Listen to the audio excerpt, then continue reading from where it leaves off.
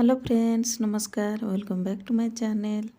आज वीडियो रे आम जानिबा गोटे कुर्ती कटिंग आउ एही कुर्ती कटिंग पई जणे भौणी कमेंट करके कहिथिले जे बड़ साइज रो कुर्ती कटिंग करंतु। तो मु नै आछि आपण मानको पई कुर्ती कटिंग। तो देखंतु एही कपड़ा रे हमरो प्रथम रु गला दे देछि आ गला तार अधिक अछि आ याकू केमती आम एडजस्ट करिकी स्टिचिंग करवा ताहा सिलाई समय रे देखिबा। देखंतु ता पूर्वरु हमको मेजरमेंट किछि दरकार। तो ड्रेस रो लंब अछि मोर 38 इंच। तो सिलाई मार्जिन 2 इंच नेबा टोटल हे जिवो हमर 40 इंच। तापरे चेस्ट अछि 38 इंच सेठी लूजिंग देबा हमें 3 इंच। तापरे ताकू चारि भाग रु भागे करिबा। तो हे जिवो हमर 10.25। सेमिति ही वेस्ट अछि हमर 35 इंच। तो ताकू लूजिंग देबा 3 इंच देला परे ताकू डिवाइडेड बाय 4 करिबा हबो हमर 9.5 इंच। सेमिति ही हिप अछि हमर 42 इंच सेठी मध्य 3 इंच लूजिंग देबा आउ ताकू डिवाइडेड बाय 4 कले हबो 11.25।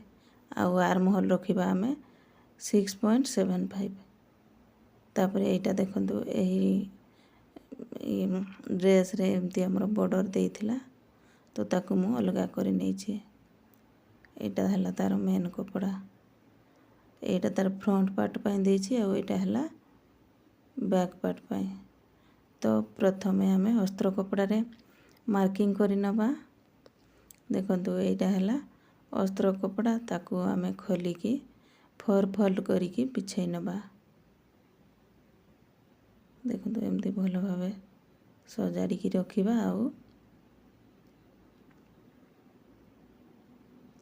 ताकू एमती 4 फोल्ड करिकी बिछै नबा। तो देखंतु हमर ड्रेस रो लंब अछि 38 इंच ना आमे प्रथमे अस्त्र कपड़ा रे कटिंग करूचे। तो 3 इंच माइनस करिकी आमे अस्त्र कपड़ा कटिंग करिबा। एटा देखंतु 3 इंच मु माइनस करिकी मार्किंग कर नै जाउची। तो एठी हला मोर 35 इंच। देखंतु एठी हला 35 इंच।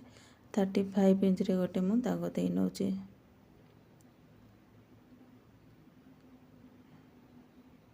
बनी गला याकू आमे स्केल सहायता रे एमती सीधा लाइन टान नबा। टान नेला परे एठू हमें पुणी गोटे गोटे करके मार्क नहीं जिबा। एठी मु वेस्ट रो लेंथ नउची 13.5 इंच आउ हिप रो लेंथ नउची 18.5 इंच। बॉडी रो मेजरमेंट कला परे से 13 इंच हेतिला। तो हाफ इंच एक्स्ट्रा करिकी मु नेची। तो एठी नै जिबा हमें शोल्डर 6 इंच आउ आर्म होल 6.75 कला परे एठी हमें गोटे लाइन टान नबा। तापरे एठी नबा 5.5 इंच कला परे एमती मिसै नबा हमें। तापरे चेस्ट रो चारि भाग रु भागे नै जिबा। चेस्ट हमें पाइथिले लूजिंग देला परे 10.25। तापरे 1.5 इंच एक्स्ट्रा मार्जिन नबा। नेला परे एमती हमें सीधा लाइन टान नबा। तापरे एटा जो वेस्ट पई मार्क देइछे एठी मध्य गोटे लाइन टान नै जिबा आउ हिप रे मध्य गोटे लाइन टान नै जिबा। तो हिप रो चारि भाग रु भागे हमरो 9.5 इंच होतला आउ 1.5 इंच एक्स्ट्रा मार्जिन। सेमिति ही हिप रे होतला हमरो 11.25 आउ एठी 1 इंच नबा। तापरे एठी आर्म होल हमरो जहाँ अच्छी ताकू हाफ करि नबा। हाफ कला परे भीतर साइड को एमती हाफ इंच रे गोटे मार्क करिबा। मार्क कला परे एमती ऊपर मिसै नबा हाफ इंच पर्यंत। तापरे एमती राउंड करिकी फिटिंग लाइन रे एमती मिसै नबा।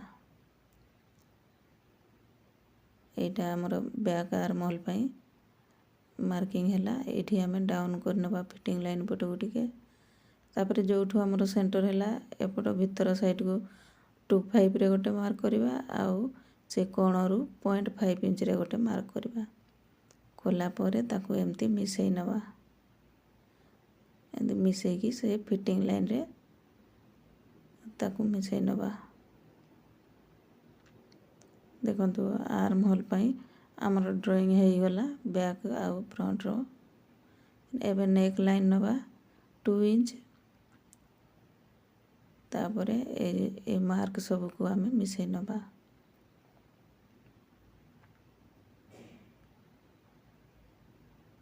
ଦେଖନ୍ତୁ ୱେଷ୍ଟରୁ ହିପ୍ ଲାଇନ୍କୁ ନେଇଯିବା। ତାର ଏକ୍ସଟ୍ରା ମାର୍ଜିନ୍ ମଧ୍ୟ ଲାଇନ୍ ଟାଣି ନେବା। ତାପରେ ଏଇଠି ଦେଖନ୍ତୁ ହିପ୍ରେ ଆମେ ଯାହା ନେଇଛେ ଏଇଠି ମଧ୍ୟ ସେତିକି ହିଁ ନେଇଯିବା 11.25 ଆଉ 1 ଇଞ୍ଚ ଏକ୍ସଟ୍ରା ମାର୍ଜିନ୍ କରିକି ଏମିତି ଦାଗଟେ ଦେଇନେବା ଆଉ ସିଧା ଲାଇନ୍ଟା ନେଇଯିବା। ଦେଖନ୍ତୁ ଏପଟ ଏକ୍ସଟ୍ରା ମାର୍ଜିନ୍କୁ ମଧ୍ୟ ମିଶାଇ ନେବା ଲାଇନ୍ ଟାଣିକି।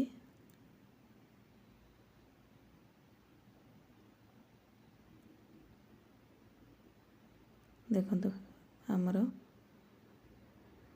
ମାର୍କିଂ କମ୍ପ୍ଲିଟ୍ ହେଇଗଲା। ବ୍ୟାକ୍ ଆଉ ଫ୍ରଣ୍ଟ ଆମର ଏକାବେଳେ ବାହାରିବ ସେ।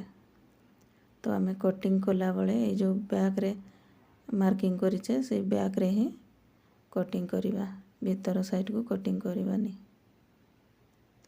ଦେଖନ୍ତୁ ଏଇଠି ଗୋଟେ କଟ୍ ଲଗାଇ ନେବା। ଏଇଠି ୱେଷ୍ଟ ଲାଇନ୍ରେ ମଧ୍ୟ ଗୋଟେ କଟ୍ ଲଗାଇ ନେବା। ତାପରେ ଏଇ ଯେଉଁ ବାହାର ଲାଇନ୍ ଅଛି ସେଇଠୁ ଆମେ କଟିଂ କରି ନେଇଯିବା। ଦେଖନ୍ତୁ କଟିଂ କରିନେଲେ ଏବେ ଆମେ ଏ ଯେଉଁ ଭିତର ସାଇଡ଼୍ରେ ଆମର ବ୍ୟାକ୍ ପାର୍ଟ ଅଛି ତାକୁ ଏମିତି ସାଇଡ଼୍ କରିନେବା। ତାପରେ ଫ୍ରଣ୍ଟ ପାର୍ଟକୁ ଏମିତି ଭଲ ଭାବେ ପୁଣି ମିଶାଇ ନେବା। ମିଶାଇ ନେଲା ପରେ ୟାର ଆର୍ମ ହୋଲ୍କୁ ଆମେ କଟିଂ କରିବା।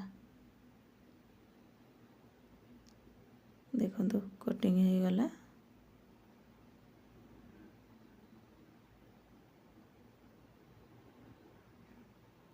ଦେଖନ୍ତୁ ରେଡ଼ି ହେଇଗଲା। ଏବେ ଆମେ ୟାକୁ ମେନ୍ କପଡ଼ା ଉପରେ ରଖିକି କଟିଂ କରିବା। ଦେଖନ୍ତୁ ଏଇଠି ଯେଉଁ ଗଳାର ଡିଜାଇନ୍ସ ଦେଇଛି ତାର ମଝିରେ ଏମିତି ଫୋଲ୍ଡ କରିକି ରଖିବା। ଏଇଠି ଦେଖନ୍ତୁ ଗଳା କେତେ ଅଧିକ ହେଉଛି। ଏଇଠି 1.5 ଇଞ୍ଚ ନେଲା ପରେ ସେପଟେ ଆହୁରି 1.25 ଏମିତି କପଡ଼ା ରହିଯାଉଛି। ତ ୟାକୁ ଆମେ କେମିତି ଆଡ଼ଜଷ୍ଟ କରିକି ଆଉ ସିଲେଇ କରିବା ତାହା ସିଲେଇ ସମୟରେ ଜାଣିବା। ତ ଏଇଠି ଦେଖନ୍ତୁ ଆମର ଥିଲା ଡ୍ରେସ୍ର ଲେନ୍ଥ ଥିଲା 38 ଥିଲା ନା, ଏଇଠି 2 ଇଞ୍ଚ ଏକ୍ସଟ୍ରା ନେଇଯିବା। 2 ଇଞ୍ଚ ଏକ୍ସଟ୍ରା ନେଇକି ଆଉ କଟିଂ କରିନେବା। ଆମର ସୋଲ୍ଡର ଜଏଣ୍ଟ ହେବ, ତଳ ପଟେ ପୁଣି ମଡ଼ିକି ତାକୁ ସିଲେଇବା।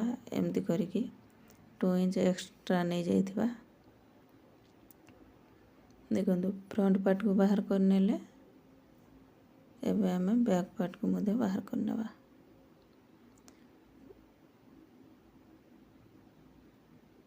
ଦେଖନ୍ତୁ ଏଇଠି ତାର ତଳ ସାଇଡ଼୍ରେ ଏଠି ଆଗରୁ କପଡ଼ାରେ ଷ୍ଟିଚିଂ ଦେଇଛି। ତ ୟାକୁ ମୁଁ ଭଲ ଭାବେ ଏମିତି ମିଶାଇକି ରଖୁଛି ପ୍ରଥମେ, ଆଉ ପିନ୍ କରି ନେଇଯାଉଛି। ଏପଟେ ଆଉ ଆମର ଏକ୍ସଟ୍ରା ନେବା ଦରକାର ନାହିଁ, ସେ ଆଗରୁ ହିଁ ମଡ଼ା ହେଇଛି। ଖାଲି ସୋଲ୍ଡର ଜଏଣ୍ଟ ପାଇଁ ଆମେ 1/2 ଇଞ୍ଚ ନେଇଯିବା। ତ ଡ୍ରେସ୍ର ଲେନ୍ଥ ଅଛି ଆମର 38, ତ 1/2 ଇଞ୍ଚ ଏକ୍ସଟ୍ରା କରିକି 38.5ରେ ମାର୍କ କରିନେବା ଆଉ କଟିଂ କରି ନେଇଯିବା କପଡ଼ା।